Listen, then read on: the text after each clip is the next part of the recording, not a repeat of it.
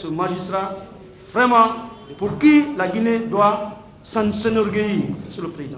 Donc voilà ce que la défense a à dire par rapport à ces exceptions ou incidents de procédure soulevés. Je vous remercie. Bon, rapidement, le ministère public va répliquer. On rappelle simplement qu'il a dit qu'il intervient ultimement par rapport à ces exceptions. Ultimement. Quand vous n'avez pas dit le droit, on est obligé de... Oh.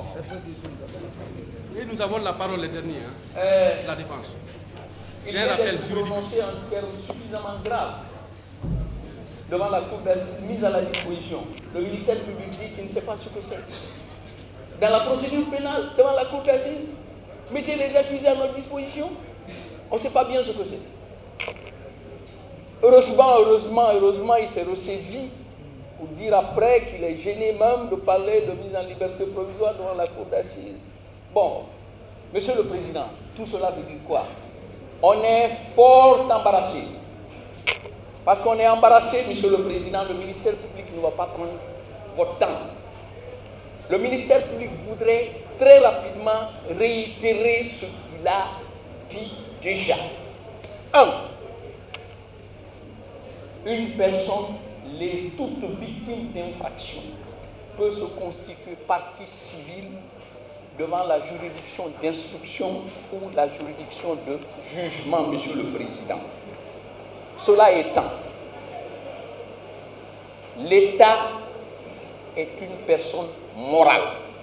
Le ministère public vous prie, l'État ayant estimé qu'il a subi un préjudice, le ministère public vous prie de recevoir la constitution de partie civile de l'État. Deuxièmement, Monsieur le Président, sur les saisies des biens des accusés, qu'on ne nous fasse pas dire ce que nous n'avons pas dit. Nous disons, et de manière certaine, que dans le dossier de la procédure, il est versé une commission rogatoire ayant donné délégation à la police judiciaire de procéder à l'inventaire des biens des accusés. On ne s'attendra pas là-dessus. Sur le troisième point, Monsieur le Président, le ministère public vous dit, Monsieur le Président, avec toute la considération que nous vous devons, qu'il existe à la disposition de la Cour d'assises, au greffe de la Cour d'appel, des pièces à conviction dans le dossier ministère public contre Mamadi Kalo et autres, accusés de trafic de cocaïne et de complicité. Monsieur le Président, cela étant, le ministère public est tout à fait disposé sur l'immédiat de vous représenter les 10 objets pouvant amener à asseoir votre intime conviction. Nous, c'est notre souci. Vous êtes magistrat pénal. Nous devons faire en sorte que votre conviction soit assise après nos réquisitions ou après nos observations, selon le degré de notre intervention. Monsieur le Président, cela étant, il y a un dernier point sur lequel nous voulons attirer votre attention qui nous paraît extrêmement important. Nous sommes dans un procès pénal. Nous, ministère public, avons accepté d'accomplir les diligences pour que ce procès pénal se tienne. Nous demandons au président de bien vouloir veiller à ce que l'élégance due au ministère public soit. Il a été utilisé ici un terme malencontreux, mais que nous laissons passer. Le ministère public n'a jamais honteusement présenté à la télévision des biens saisis. Honteusement est un terme fort pour le représentant du ministère public que nous sommes. Un terme d'ailleurs désagréable. Nous vous remercions, Monsieur le Président. Bien, la partie civile, la partie qui se constitue,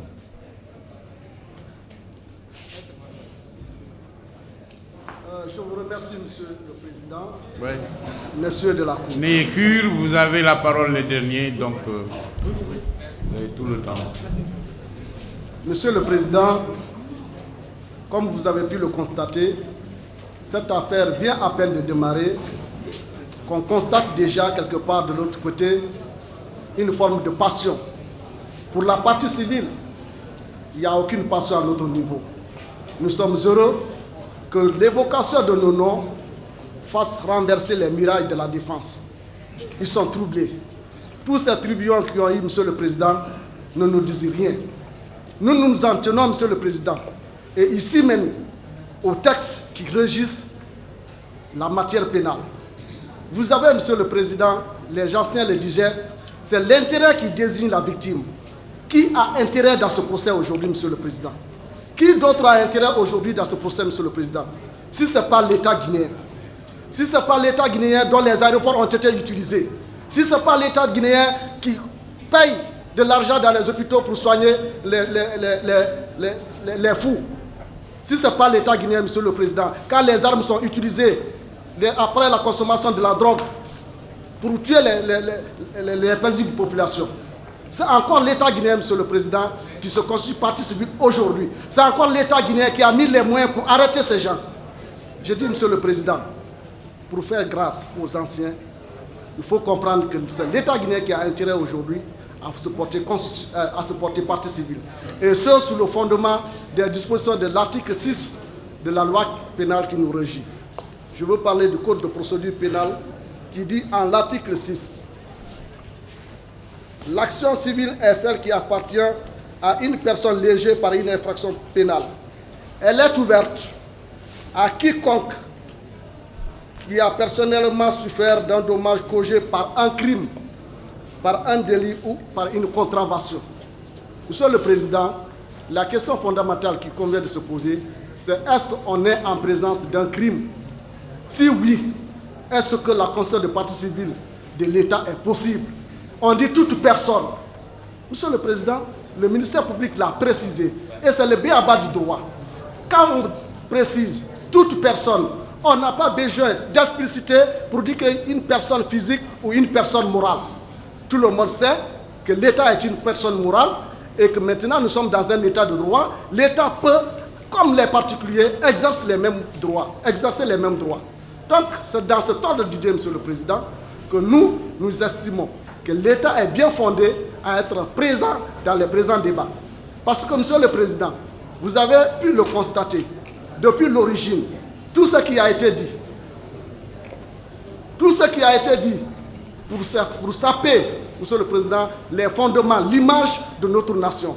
Quand on parle de trafic de drogue, il faut bien, Monsieur le Président, comprendre que la preuve dont on parle ici, ce n'est pas nullement la production d'une once de cocaïne, mais c'est l'utilisation de l'aéroport. C'est de cela qu'il s'agit, Monsieur le Président. Le trafic international de la drogue, c'est de cela qu'il s'agit. Et rien n'est contesté, Monsieur le Président. Maintenant, là, et vous avez les procès-verbaux qui ont été dressés, que nos aéroports ont été utilisés ça et là. Donc, on ne vient pas parler ici que les pièces en conviction devaient être seulement la cocaïne. Non, Monsieur le Président. Les pièces en conviction, et comme vous le savez, l'article 348 du Code de procédure pénale dit on ne vous demande pas les raisons pour lesquelles vous avez pris telle ou telle décision ou les règles sur lesquelles vous vous êtes basé pour rendre telle ou telle décision. C'est ça le principe de la conviction en matière d'assises. Et Monsieur le Président, vos convictions iront au-delà des pièces qui sont dans ce dossier. Parce que vous avez les réalités, vous avez les déclarations qui sont consignées dans les procès-verbaux. On a reproché à l'État de n'avoir pas pris part à la procédure de l'enquête préliminaire ou de l'instruction. Mais Monsieur le Président, si tel est le cas, pourquoi la défense seule devant les juges d'instruction, avec les ordonnances de saisie conservatoire, n'a pas pu obtenir la main levée de ces biens? On laisse toutes ces procédures, on vient devant vous pour demander que ces biens leur soient restitués. Nous estimons, Monsieur le Président, qu'ils ont eu toute l'occasion, ils ont eu toute la procédure devant elles pour obtenir ce qu'ils demandent aujourd'hui. Et je crois que, Monsieur le Président, en matière d'assises, et je sais que vous en êtes vraiment doué, il y a une étape. Il y a beaucoup de choses qui ont été dites, qui doivent être dites après. Ce n'est pas maintenant qu'on demande la restitution de tel. Ce n'est pas maintenant. Nous sommes en train de demander la constitution de parti civil. Nous ne sommes pas en train de faire une demande de réparation pour dire qu'on parle d'immeuble, de ceci, de cela. Uniquement notre qualité de parti dans ce procès. C'est de cela qu'il s'agit. Et la qualité, pour être dans un procès, c'est l'intérêt. Et qui peut donner à l'État son intérêt dans ce procès? C'est pour cela, Monsieur le Président, je voudrais, Monsieur le Président et Monsieur de la Cour, je voudrais vous prier de recevoir la constitution de parti civil de l'État et éventuellement, concernant les pièces, nous venons d'emboîter le pas. Depuis hier, nous avons été constitués. Nous ne savons pas trop de quoi il s'agit. Ces armes dont il s'agit. Monsieur le Président, seulement nous voudrions vous rappeler que le permis de port d'armes existe. Si les armes ont été découvertes chez des trafiquants de drogue, c'est qu'ils veulent s'en servir. Donc s'il n'y a pas de permis de port d'armes, cela ne contribue qu'à aggraver la chose. Donc nous disons, en l'état actuel des choses, si les pièces qui sont là peuvent être déclarées, comme l'a dit Monsieur le procureur, des scellés, et que la Cour peut s'en servir en bon escient. Je vous remercie, Monsieur le Président. Merci. Merci, Monsieur le Président. Monsieur le Président, tous ces débats autour de l'irrécevabilité de la Constitution de l'État en tant que parti civil ne relèvent que du dilatoire. Monsieur le Président, l'objectif de la Constitution des partis civils, c'est de permettre à la partie lésée par une infraction de préserver ses intérêts si toutefois la culpabilité des accusés est établie. Alors, Monsieur le Président, une partie lésée par une infraction peut intervenir à tout moment d'un procès. À tout moment d'un procès, sauf après la clôture des débats. Monsieur le Président, nos confrères ont utilisé l'article 88. L'article 88 dit quoi? On dit toute personne qui se prétend lésée par un crime ou un délit peut, en se portant partie civile, se constituer partie civile devant le juge d'instruction. Alors, Monsieur le Président, c'est la faculté, l'article 88 donne la faculté à une partie civile de se constituer dès l'instruction. Mais vous ne verrez nulle part l'interdiction faite à une partie civile de se constituer à cette phase de la procédure. L'article 88 donne la faculté à une partie civile de se constituer dès l'instruction pour pouvoir peut-être s'imprégner du dossier, peut-être se convaincre de la culpabilité des accusés. Mais nulle part, nos confrères ne peuvent justifier qu'une disposition légale du Code de procédure pénale interdit à une partie civile de se constituer à cette phase. Nulle part, cela n'est écrit. Les conditions d'irrécevabilité qu'on peut opposer à une partie civile, c'est lorsque la partie civile n'a pas intérêt dans le procès, ou la partie civile ne peut pas justifier de l'existence d'un préjudice. Et nos confrères, pendant toute leur démonstration, personne n'a justifié ici que l'État n'a pas d'intérêt dans ce procès. Personne n'a justifié que l'État n'a pas subi de préjudice par le trafic de drogue. Monsieur le Président, tout ce qui se dit ici, ça relève du dilatoire. Je répète encore que la constitution des partis civils pour l'État est justifiée par le fait qu'il a intérêt à intervenir dans ce procès, par le fait que tout au long de ce procès, l'État est prêt à démontrer qu'il a subi des préjudices moraux, matériels, par les personnes qui vont être reconnues coupables, et l'État est prêt à démontrer l'existence de ces préjudices et à évaluer le montant de ces préjudices pour que ces personnes condamnées puissent réparer le préjudice causé à l'État. Je vous remercie. Oui, Monsieur le Président, honorable assesseur, je vous remercie pour avoir donné la parole à l'État guinéen représenté par l'agent judiciaire de l'État en tant que partie civile. Monsieur le Président, nous avons nos jeunes frères, peut-être deuxième année de droit, où ils sont presque vers la fin. Quelles sont des actions qui naissent de l'infraction? L'action civile et l'action publique. L'action publique, elle est exercée par le représentant du ministère public. Et l'action civile, elle est exercée par la personne qui a souffert d'un dommage directement causé par l'infraction. Monsieur le Président, parmi toutes les déclarations de nos éminents confrères de la défense, ils n'ont pas développé que l'État n'a pas souffert de dommages. Ils ne l'ont pas contesté. Ils parlent tout simplement une question de prescription qu'ils ne disent pas directement parce que le dossier est passé devant le juge d'instruction, parce que le dossier est passé devant la chambre des mises en accusation, alors la partie civile n'a pas été constituée, alors sur ces faits, il ne peut pas être reçu ici, Monsieur le Président. Monsieur le Président, nous évoluons en procès pénal avec Jean-Claude Soyer. Qu'est-ce qu'il dit? Comme je vous ai défini ici, Monsieur le Président, les actions qui naissent de l'infraction, la partie civile a l'option soit d'exercer son action concomitamment avec l'exercice de l'action publique. Concomitamment, autant pour moi. Concomitamment avec le ministère public dans l'exercice de l'action publique. Comme il a aussi l'option de l'exercer séparément, soit après même que la cour d'assises rend même un arrêt contre ces présumés narcotrafiquants que le ministre, l'État, à travers l'agent judiciaire de l'État, peut encore revenir en brandissant ce arrêt pour dire qu'il y a une infraction qui a été commise sur mon territoire et par mes fonctionnaires que je paye. Ils m'ont trahi. Monsieur le Président, qu'est-ce que dit donc Jean-Claude Soyer? L'exercice de l'action civile par la voie criminelle. Je comprends un peu, mes chers confrères. Ils confondent que, parce que nous sommes à la cour d'appel, et ils oublient qu'à la cour d'appel, il y a aussi la composition de la cour d'assises. La constitution de partie civile est interdite en deuxième degré lorsque cela n'a pas été fait en première instance. Pourquoi? Pour faire jouir aux prévenus, aux condamnés, le double degré de juridiction.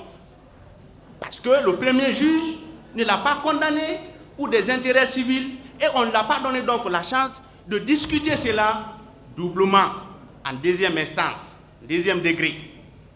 C'est là, Monsieur le Président, et je vais vous le lire. Monsieur le Président, si vous me permettez, je le lis. Allez-y. Merci. L'exercice de l'action civile par la voie criminelle. Je ne lis pas le tout. La constitution de partie civile peut avoir lieu également après que le ministère public a pris l'initiative de mettre en mouvement l'action publique. La partie lésée se fait alors prendre en remorque. Alors, on se fait maintenant se prendre en remorque par rapport à l'action publique initiée par le ministère public. Et cela n'est pas interdit. Alors, Monsieur le Président, ce point est développé. Je reviens aussi sur ce qu'on appelle les pièces à conviction ou des scellés.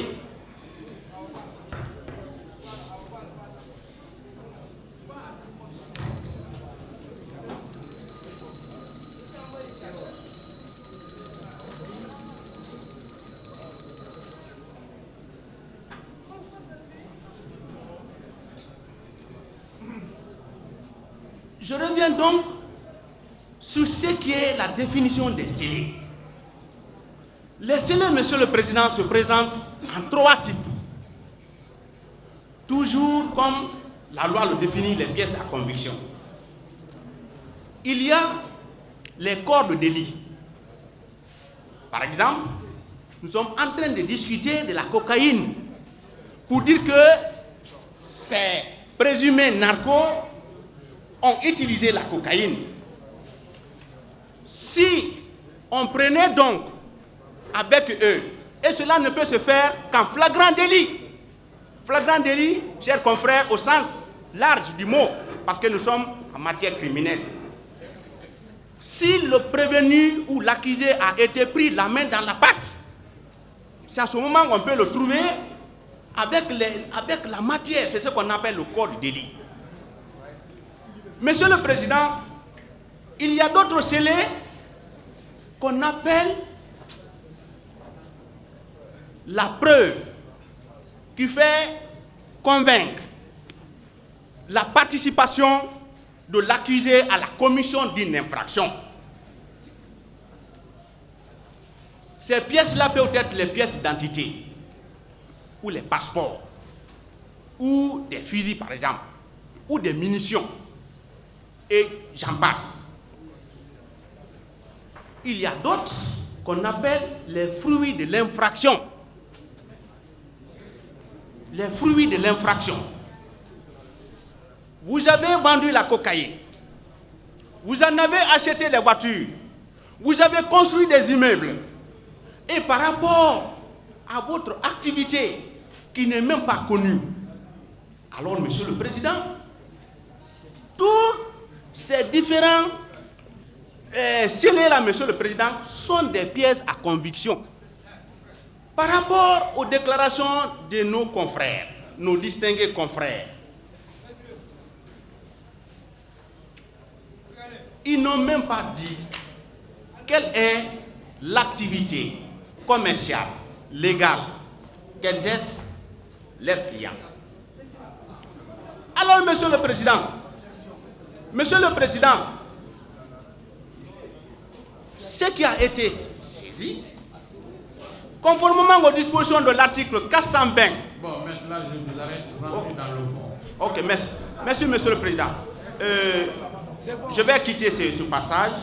De l'autre côté, Monsieur le Président, mes confrères de l'autre en face, ils reconnaissent même notre qualité de partie civile, où ils demandent à ce que le ministère public ne prenne pas notre place et laisse donc l'État de venir se défendre. Il reconnaît implicitement. Deuxièmement, Monsieur le Président, sur ces biens, il y a l'autre en demandant la liberté provisoire, il reconnaît que ces biens-là leur appartiennent. Et de l'autre côté, pour la première fois, lorsqu'on a parlé de la saisie, il y a un autre confrère en premier lieu qui a même nié que ces biens-là ne leur appartiennent pas, Monsieur le Président.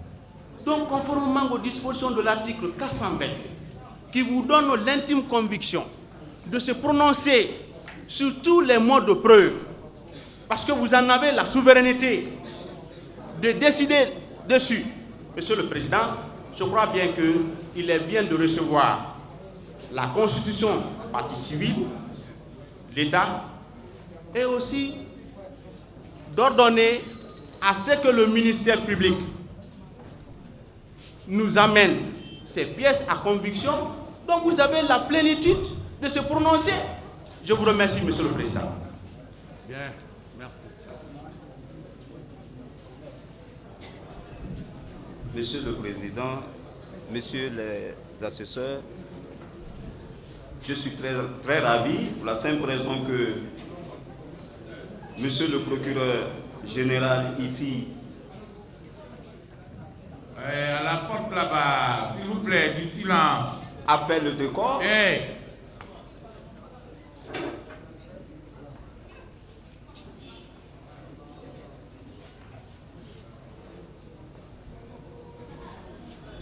Oui, continuez. Je disais que je suis très ravi parce que Monsieur le procureur général a fait le décor pour la simple raison qu'il a rappelé aux uns aux autres que nous sommes en matière d'assises et qu'en matière d'assises, comme nous le savons, l'arrêt de renvoi purge les nullités antérieures, les nullités de procédure antérieures.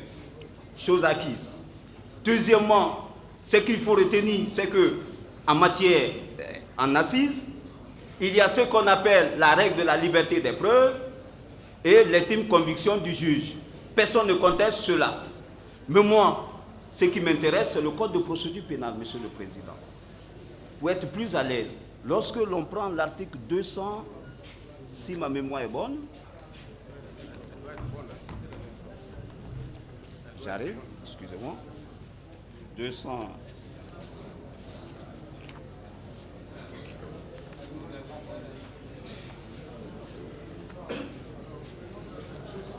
Je prends l'article 281 qui dit ceci, du Code de procédure pénale. L'article 281 du Code de procédure pénale. L'accusé et le procureur général ne peuvent se pourvoir contre les actes de procédure et contre l'arrêt de renvoi qu'après l'arrêt de condamnation. C'est pour vous dire que tout ce que nous sommes en train de faire, il faut attendre l'arrêt de condamnation pour entreprendre ce que l'on voudrait entreprendre. Pas plus, pas moins. Donc il faut gagner en temps. Il faut gagner en temps, Monsieur le Président. En ce qui concerne la constitution des partis civils de l'État, mes amis viennent de développer aisément. Rien ne peut vous contrecarrer à cette phase, Monsieur le Président. Sinon que l'arrêt de condamnation, et après l'arrêt de condamnation, voici ce qu'il y a lieu de faire, ou l'arrêt d'acquittement. Mais il ne vous reste qu'à juger, Monsieur le Président, Messieurs les assesseurs. Ce n'est pas moi qui le dis, c'est le législateur qui le dit. C'est le législateur qui le dit, ce n'est pas moi.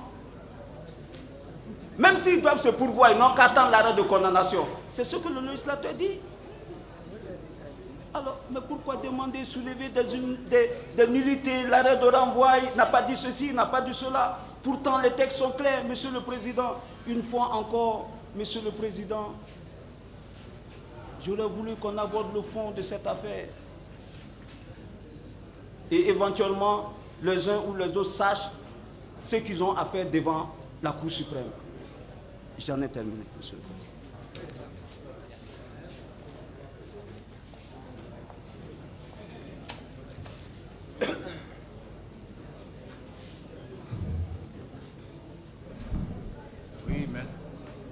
Monsieur le Président, honorable assesseur de cette cour d'assises, je veux vous dire que nous sommes restés pendant plus de 2 heures maintenant, depuis le Maître Mohamed Lamine Doumbia. Je suis constitué évidemment pour la partie civile. Tout ce que nous avons eu l'occasion d'entendre ici, Monsieur le Président, honorable membre de la Cour, honorable assesseur, sont des propos de nature à nous désorienter ou à vouloir égarer la Cour. Parce qu'au préalable, le premier intervenant de la défense qui a fait le propos introductif parlait ici que la défense n'oserait même pas parler ici. La défense n'a aucun intérêt ici même de soulever les exceptions de nullité. Donc, pratiquement, ils n'ont pas soulevé des exceptions de nullité contre les prétendus vices de procédure que eux, ils ont pu déceler ça et là dans le corps de la procédure. Par contre, ils avaient grandement intérêt de parler ici de ce qu'ils ont appelé, moi je ne connais pas ce concept, du contentieux d'incident. Ou je ne sais pas s'ils ont formulé en termes d'incident du contentieux.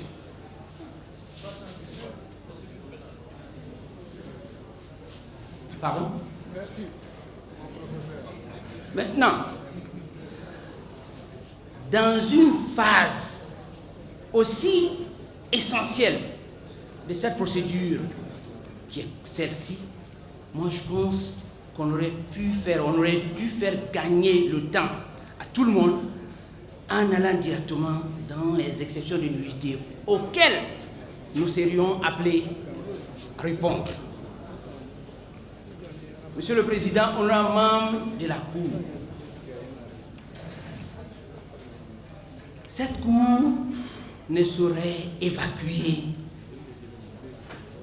efficacement, légitimement la présence de la partie civile dans cette affaire.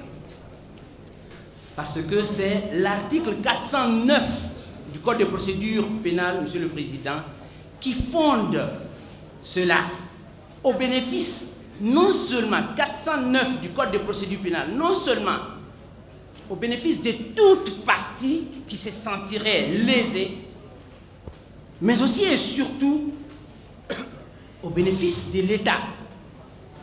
La question criminelle du trafic de drogue en Guinée, moi je ne pense pas que ce serait efficacement discuté devant une juridiction de quelque nature que ce soit si l'État n'est pas concerné. Parce que c'est une question qui intéresse la sécurité publique. L'État, dont l'État est véritablement au centre de cette sécurité publique. Moi je ne vois personne qui puisse évacuer, qui puisse écarter l'État de l'examen d'une telle question. On nous dit que nous n'avons pas intérêt. Moi je dis l'intérêt préalable et prééminent pour nous, c'est d'abord la situation des enfants qui sont aujourd'hui en état d'internement à la santé mentale de Donga. Mais vous allez au fond. J'espère qu'avec la pertinence que vous allez dégager en admettant et en recevant l'État dans cette procédure, cette question, nous allons l'approfondir.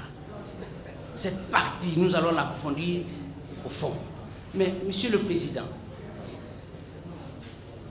nous avons vu beaucoup de choses, nous avons entendu beaucoup de choses depuis quelques mois autour de cette affaire. Toute cette mobilisation dans la salle d'audience, Monsieur le Président, est la motivation d'une envie. C'est celle de savoir qu'est-ce qui s'est véritablement passé. Ce serait faire du tort à toute cette population guinéenne de tuer cette procédure tout de suite dans la phase introductive et de ne pas lui donner la chance de se tenir. Le soupçon pèserait non seulement sur nous, mais sur la question fondamentale d'ailleurs même de la consommation, du trafic ou même du dealing de la drogue chez nous. C'est pour toute cette raison, Monsieur le Président, que nous vous demandons humblement et respectueusement d'agréer, de recevoir la constitution de la partie civile, l'État, mais toute autre personne peut venir à compter de maintenant jusqu'à la clôture des débats. Toute autre personne qui se sentirait directement lésée par l'infraction ici poursuivie peut intervenir et s'ajouter, n'est-ce pas, à l'État, à la partie civile principale qui est l'État pour l'instant. Parce que l'État aura à justifier ce qu'il a subi comme manquement d'intérêt, comme destruction d'intérêt, Monsieur le Président. Par rapport à la question du scellé, ça a été efficacement clarifié par Monsieur le représentant du ministère public et je vous en remercie. C'est vrai que quelqu'un aurait dit ici que le téléphone, combien de Guinéens peut-on véritablement et efficacement dénombrer le nombre de Guinéens en possession d'un téléphone? Non. Certes, on ne peut pas le faire. Peut-on véritablement dénombrer le nombre de Guinéens qui est en possession d'une arme? Non. Mais il ne s'agit pas ici de tous les téléphones, il ne s'agit pas ici de toutes les armes ou toutes les voitures. Ce qui est sûr et certain, c'est que la poursuite à travers le ministère public ou les justices d'instruction dont le dernier degré qui est la chambre de mise en accusation vous a saisi par l'arrêt de renvoi, estime et continue d'être convaincu que ces téléphones, armes, voitures ne sont pas des voitures ou des objets anodins par rapport à l'infraction poursuivie ici. Il y a certainement la question de l'implication directe ou indirecte de ces objets dans la commission de l'infraction ou des infractions ici poursuivies. C'est pour cela, Monsieur le Président, je ne veux pas trop m'attarder. Parce qu'un propos qui a été déjà efficacement dit, on ne peut tout simplement intervenir que le compléter. Sinon, pour éviter de nuire à ce propos. Donc, laissez-les, comme Monsieur le représentant du ministère public l'a dit et l'a promis, il peut procéder, Monsieur le Président, vous pouvez lui permettre de procéder à la représentation de ces scellés, ce qui n'entacherait et qui n'entamerait en rien la tenue de ces assises, tout comme aussi vous pouvez recevoir la constitution de la partie civile de l'État ici pour nous permettre de savoir ce qui s'est passé véritablement. Parce que tout le monde en a envie. Je vous remercie.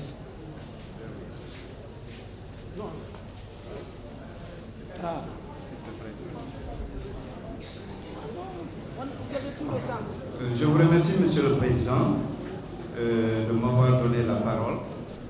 Mais avant tout, je voudrais louer l'énergie avec laquelle nos confrères de la défense ont démarré cette procédure et remercier Monsieur le ministère public lorsqu'il a demandé à tout un chacun ici d'intervenir utilement.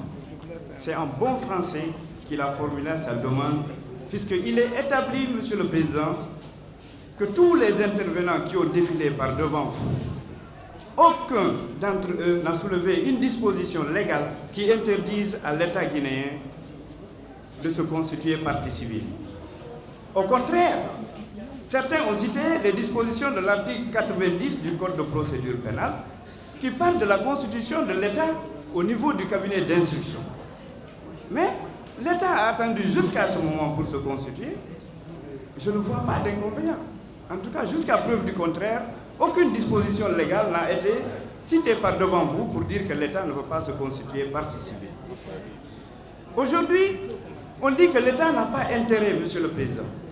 Mais qui n'a pas entendu, au niveau des ondes des radios et télévisions internationales, qui qualifient de la Guinée d'une plaque tournante de la drogue dans la sous-région? Du fait de ces accusés, Monsieur le Président, la Guinée, le comportement de ces accusés a donné une mauvaise image à la Guinée. Donc l'État guinéen, Monsieur le Président... S'il vous plaît, là où vous allez un peu trop loin. Hein? Attendez qu'une juridiction les déclare coupables. Monsieur le Président, je vous remercie. Donc je vais recentrer mon intervention. Dans la mesure où l'État s'est senti lésé, c'est pour toutes ces raisons que nous avons engagé cette procédure.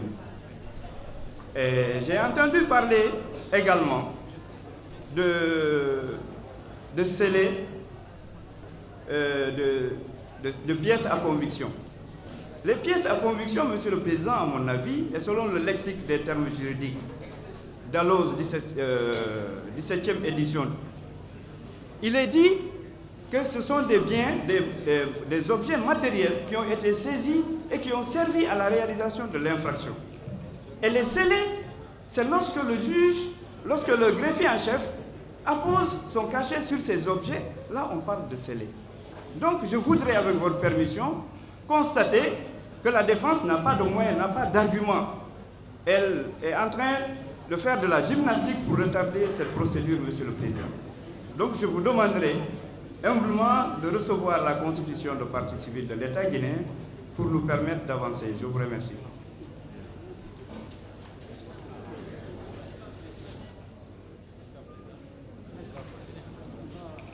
Je vous remercie, Monsieur le Président. Nous avons beaucoup entendu dans cette salle d'audience, Monsieur le Président, sur la constitution de la partie civile de l'État. Mais je regrette que la défense n'a soutenu aucune disposition légale pour soulever cette irrecevabilité. Monsieur le Président, sur le fondement des dispositions de l'article 6 du Code de procédure pénale, le législateur n'a imparti aucun délai, Monsieur le Président, pour se constituer partie civile. Aucun délai, aucun. Donc, à tout moment, on peut se constituer partie civile dans une procédure. Et c'est l'État qui a déclenché les poursuites, Monsieur le Président. Que cela soit noté. Ensuite, Monsieur le Président, par rapport aux saisies, les saisies ont été faites par les officiers de police judiciaire. Ces saisies sont valables et régulières, Monsieur le Président. Les pièces sont versées au dossier de la procédure. Mais malheureusement, la défense réclame la restitution de ces biens saisis. Monsieur le Président, si vous restituez ces biens saisis, sur la base de quelle pièce à conviction vous allez statuer, Monsieur le Président? La question reste à poser, Monsieur le Président. Ce sont ces objets saisis-là, Monsieur le Président, qui vous permettront